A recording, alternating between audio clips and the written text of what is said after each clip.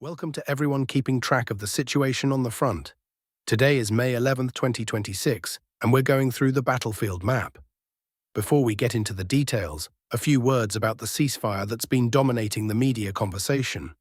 It exists, but in practice it applies exclusively to strikes deep into the territories of the conflicting parties.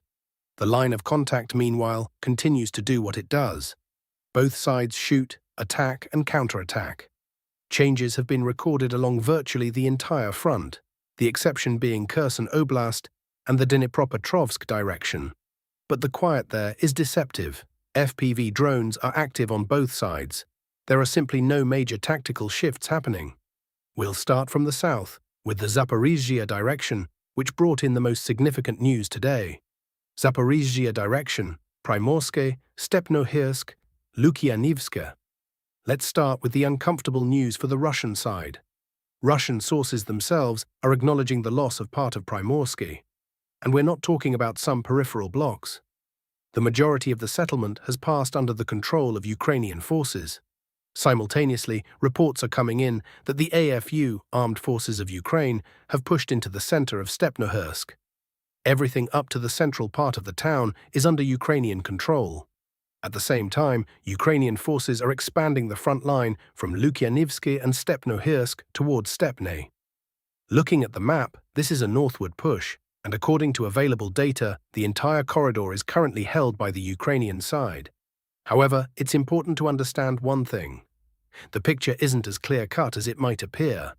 Ukrainian sources themselves acknowledge that Russian forces aren't fleeing. They're methodically vacating grey zones while saturating them with FPV crews and mining the ground as they pull back. As a result, it is extremely difficult for Ukrainian troops to consolidate, whether in Stepnohirsk, Lukianivska, or Primorska. Technically, these settlements are under Ukrainian control. In practice, operations there take place under constant drone fire. Huliaipole direction. Two pieces of video material came in from this sector. We'll break it down south to north. According to sources, Russian forces advanced approximately 1.5 kilometers and established new positions along the Sharivna-Luhivska line. A number of sources claim the entire area is already under full Russian control. If confirmed, it will be marked on the map.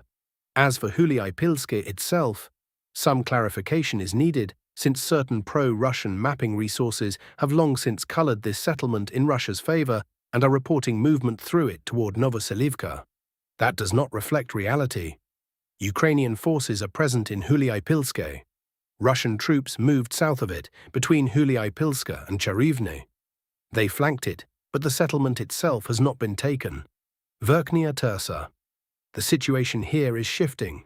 Based on incoming video material, Russian forces advanced more than 600 meters and took up positions in the central part of the settlement. A number of mapping services are already reflecting an expansion of the control zone from Krynishny toward Verkhnya Tursa. For context, not long ago the AFU were counterattacking between Chivitkovo and Stara Ukrainka, attempting to push in that direction, and at the time Krynishny was reported to have passed under Ukrainian control. Russian forces have since retaken that settlement, and the scope of their control in this area appears to be considerably wider. Given that confirming information typically arrives with a 2 to 3 day delay, it's quite likely that the majority of Verkhnya Tursa is already under Russian military control. No changes are being recorded in the direction of Vozdvizhenka at this time. Pokrovsk-Dobrovolya direction. I still call it that out of habit. Pokrovsk has been well behind the front line for some time, and the main action is developing toward Dobropilya. Once Russian forces close in on Dobropilya, we'll rename the direction accordingly. For now, we split it in two. Pokrovsk sector fighting continues in the area of Molodetska, Udachna, and Kotlino. No confirmed advances on either side. The AFU attempted to counterattack from Serhivka toward all three settlements and achieved no result. Reports are also coming in of Russian expansion north of Hryshin and movement to the southeast of Novoalexandrivka. No video confirmation yet, so the map stays unchanged. As for Novoalexandrivka itself, despite claims of Russian success there, no data confirming the capture of the settlement has come through. There are also reports of Russian movement toward Vasilivka and even Mern to the south. Unconfirmed at time of recording, Dobropilya sector. The Belitska area presents a very contradictory picture. Russian sources report successes, pro-Ukrainian sources report counterattacks and loss of positions. Map unchanged, awaiting confirmation. And here, the key piece of information. Ukrainian intelligence is reporting the transfer of Russian forces numbering up to 100,000 personnel to the Dobropilya direction. That is a serious figure. If accurate, we should expect large-scale offensive action in the near term, either directly against Dobropilya or in the direction of Kostiantynivka. Where exactly these reserves will be committed remains an open question, but a concentration of force on that scale cannot be ignored. Kostiantynivka. No map changes, but the situation in the city itself is severe. Active fighting is ongoing in the central part. Russian forces are expanding control in the area of Nova Balka and Novomitritivka. Video material from there came in earlier, now only news reports without confirmation. Kostiantynivka today looks a lot like what Bakhmut was at its time. Looking at the map from above, you see residential blocks, buildings, some urban structure. In reality, everything is on fire. The majority of structures are destroyed, almost none remain intact. Nevertheless, the AFU are holding and in places launching counterattacks. Separately, Chasiv Yar. Reports are coming in of fierce fighting in the southern part of the city. Russian sources are reporting that AFU forces entered there in a counterattack.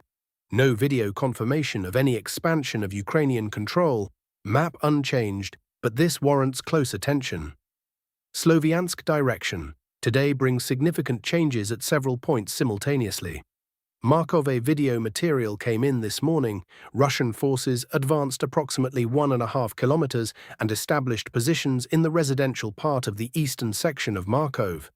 The territory marked on the map has passed under Russian military control.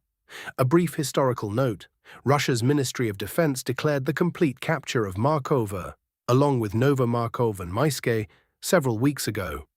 This is a recurring pattern. Official statements outpace reality by days or even weeks. Confirmations for Maiske came through first, then Novomarkov. And now real information is beginning to arrive from Markove. In all likelihood, full control over the settlement has not yet been established. The assault is still ongoing.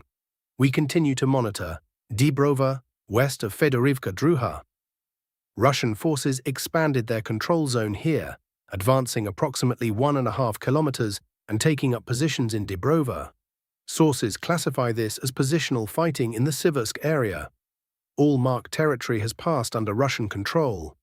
Russian servicemen were previously spotted slightly to the north, but that appears to have been either a recon, charge, sabotage group, or a small assault element.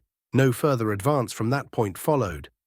As for Huliaipole, active fighting continues to the east and northeast, but no advance is recorded.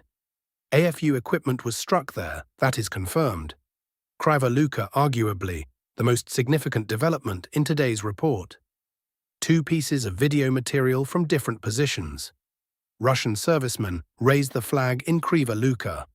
The advance stands at approximately 1.5 kilometers, with the control zone expanding along the Siversky Donets riverbank. Why does this matter? Kryva Luka sits on high ground. That is precisely why Russian forces had such difficulty approaching it for so long. Any movement in the open fields there was under fire. Having taken this commanding position, the front line here will likely begin to shift considerably faster. Mykolaiivka is in a valley, as is Huliaipole. From the elevation of Kryva Luka, Russian FPV crews can now work those areas, and that changes the entire tactical picture on this sector. Additional context: earlier, video emerged from Piskunivka showing Ukrainian servicemen raising a Russian flag, signaling their defection to the Russian side. No advance from that location was recorded afterward.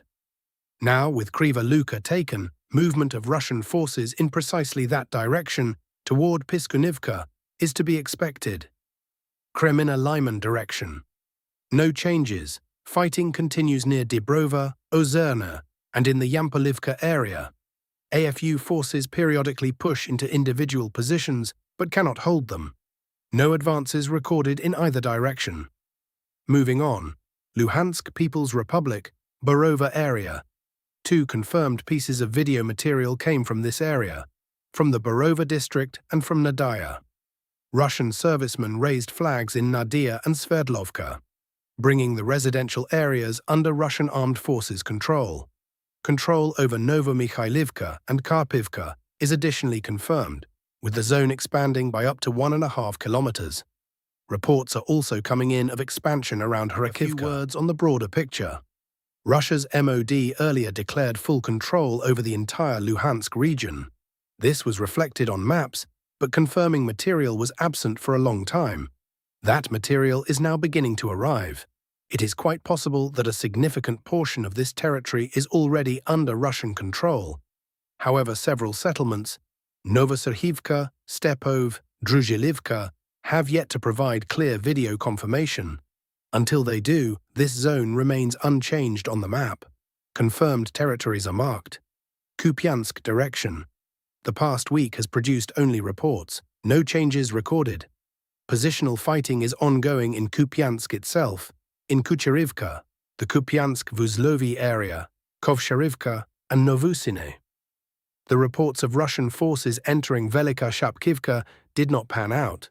That was premature and did not reflect the actual situation on the ground. The only confirmed change over the week. Russian forces advanced between Holubivka and Sinkivka in the direction of Kucherivka. That sector is already marked on the map. Nothing else. Vovchansk direction. Video material arrived from Zaporizhzhia and Zbin. On Zbin, Russian forces improved their positions, taking control of the residential area in the northern part of the settlement. As a reminder, this settlement was already under Russian control. This is simply a refinement and expansion of their footprint there. Previously, an advance of up to 5 kilometers was recorded here. Zbin, Pokalian, Boshkova were taken, and Russian forces reached the Chaikivka area. On Zaporizhzhia, this gets to a question that's been coming up regularly in the comments. Where exactly does the AFU find troops for its counterattacks? Here's a very telling example.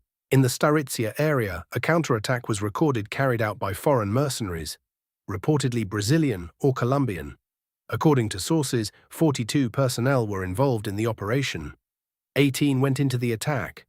Of those, 16 were eliminated, 1 was taken prisoner, and the fate of the remaining 1 is unknown, either missing in action or he left the field under his own initiative. From the interrogation of the captured mercenary, up to 42 fighters were concentrated on this sector of the front, whose task was to counterattack Russian positions. There's your answer to the question about reserve sources. Part of it is foreign mercenaries deployed on active assault tasks. The map for the Vovchansk sector remains unchanged. Sumy direction, active fighting near Taratatine and Ryazne, as well as near Korchakovka and Malokorchakovka. That's the background. Now the specifics. Yablonovka video material was obtained from a position south of the settlement. Russian forces expanded their control zone by 1 kilometer along the front line, pushing south of Yablonovka. This sector was already marked as a Russian position. What's arrived now is confirmation. It may still be a grey zone, but the line of contact currently runs as indicated. Sopichan earlier expansion of the control zone by up to 2 kilometers was recorded. Today, additional confirming material has come in for the same sector to the northwest of Sopik. All territory marked on the map is confirmed as being under Russian forces' control. That's all for today. If the information regarding Verkhnya Tursa, Luhansk Oblast, Belitska, and a number of other points receives further confirmation, we'll break it down in detail tomorrow. Keep an eye on the channel and hit the bell notification. YouTube's algorithms actively suppress military analytical content, and a subscription with notifications is the only reliable way not to miss an episode. See you next time.